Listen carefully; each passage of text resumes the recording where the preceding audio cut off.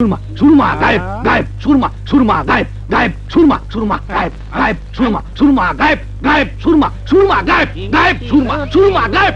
মহাগুরু, আমি 10 বছর ধরে সুরমা গায়েব সাধনা করছি। আজ আমার সাধনা পূর্ণ হবার দিন। আজ আমি চোখ খুলে দেখব। 10 বছর ধরে আমি দুনিয়ার কিছুই দেখিনি, অন্ধকারে শুধু ধ্যান করেছি। আজ আমার চোখ খুলবার দিন।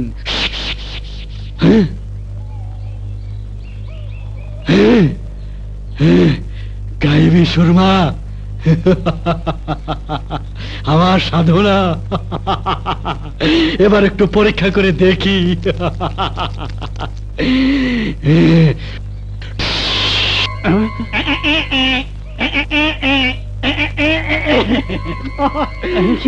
সবাইকে যন্ত্রণা দিয়ে মারবো।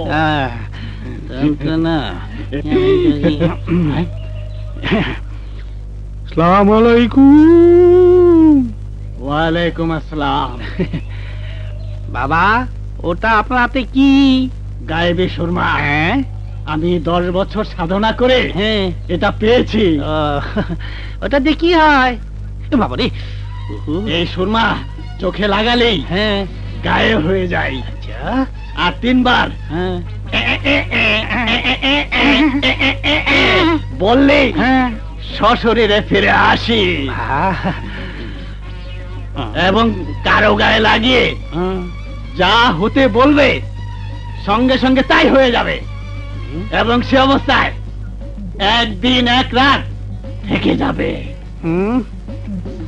না, আমার কিন্তু বিশ্বাস হচ্ছে না। বিশ্বাস কর, এটা সত্যি। এটা আমার 10 বছরের সাধনার ফল। যাই বলুন, আপনার মতো সামান্য দরবেশ এত বড় কাজ হাসিল করতে পারবেন না। তাহলে নে, চোখে লাগিয়ে দেখ। না, আবার যদি ফিরে না আসতে পারি? মূর্খ, 3 বার বললেই তুই আবার ফিরে আসবি। নে দেখ। আর দূর আপনি ফালতু পেছন বলছেন, আমাকে বেজার। না বাবা, আপনার পায়ে পড়ি, আপনার রাগ করেন না, রাগ করেন না। দেন দেন দেন, দেখতেছি, দেন দেখতেছি। আসলটা তো পরে টের পাইবে।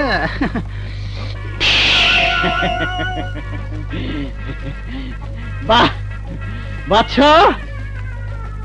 তোমাকে এখন আর দেখা যাচ্ছে না। এবার তুমি ফিরে এসো।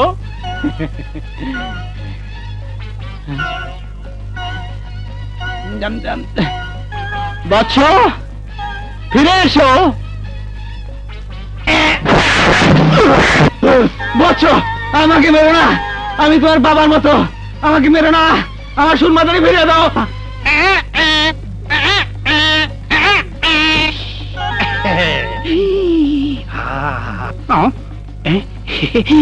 আসো আসো আসো আসো, জলদি আসো, আসো আসো চাচা, আসো।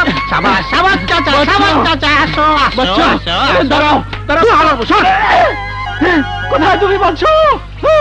আর তুমি আমার বাবার মতো, আমার ওটা ফিরিয়ে দাও বাচ্চ। এত বড় সর্বনাশ করো না বাচ্চ। কোথায় তুমি বাচ্চ?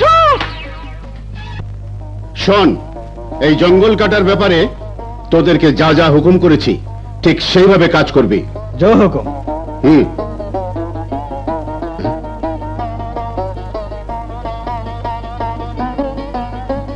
কে তুমি সুন্দরী? আপনি কে? আমি নবাব। আর আমি মোহিনী, সাপুরি বস্তির মেয়ে। বাহ, সাপুরে বস্তিতে তোমার মতো মেয়ে?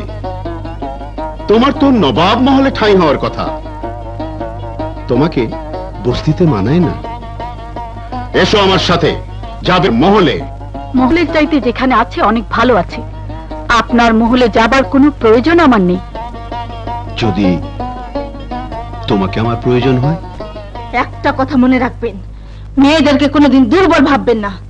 প্রয়োজন হলে ওরা বিষাক্ত নাগিনীর রূপ ধরতে পারে, আর নাগিনীর বিষ দুনিয়ার কোনো সাপড়ে বা তান্ত্রিক ভালো করতে পারবে না। কথাটা মনে রাখবেন।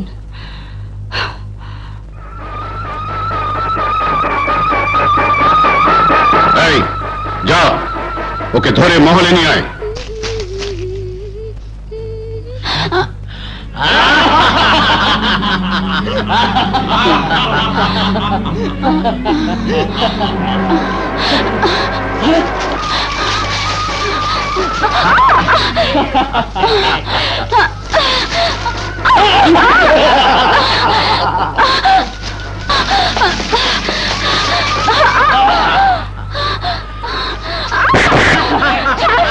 ছেড়ে দে বলছি, বাঁচাও, বাঁচাও, বাঁচাও।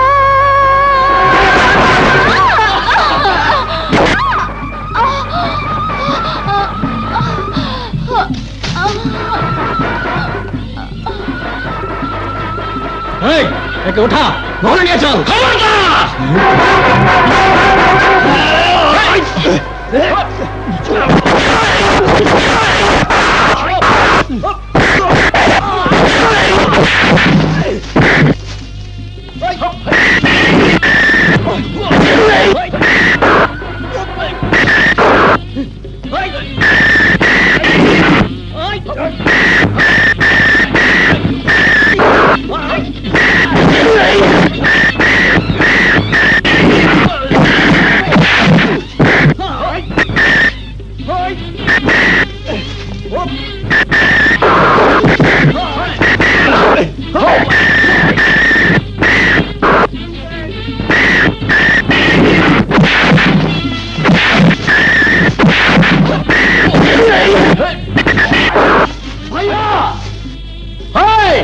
তোরা ওদের সামলা।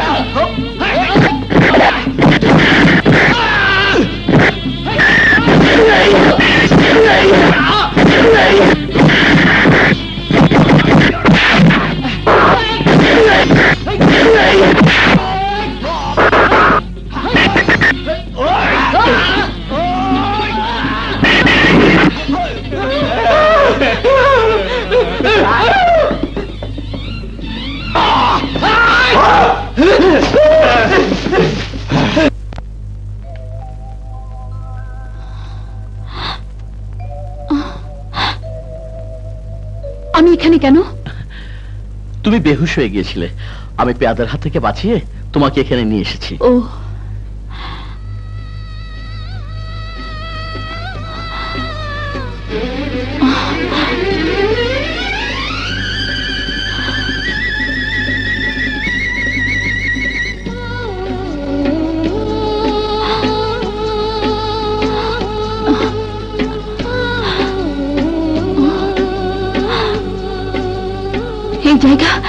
এই জায়গা আমার এত পরিচিত লাগছে কেন?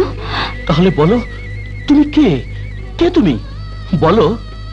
আমি নাগিনী, এ কথা জানলে ও ভয় পাবে। কি ভাবছো? বলো কে তুমি? আমি মোহিনী, সাপুরে বসতে মেয়ে। কিন্তু তুমি কে? আমি নাগ। এ কথা শুনলেও ভয় পাবে, এ কথা ওকে বলা যাবে না। কি হলো, কি ভাবছো? আমার নাম মোহন, আমি এখানেই থাকি। ও, তোমার উপকারের কথা আমার মনে থাকবে। আচ্ছা চলি। আচ্ছা। কাপুরুষের দল, তোরা এতগুলো লোক মোহিনীকে ধরে আনতে পারলি না?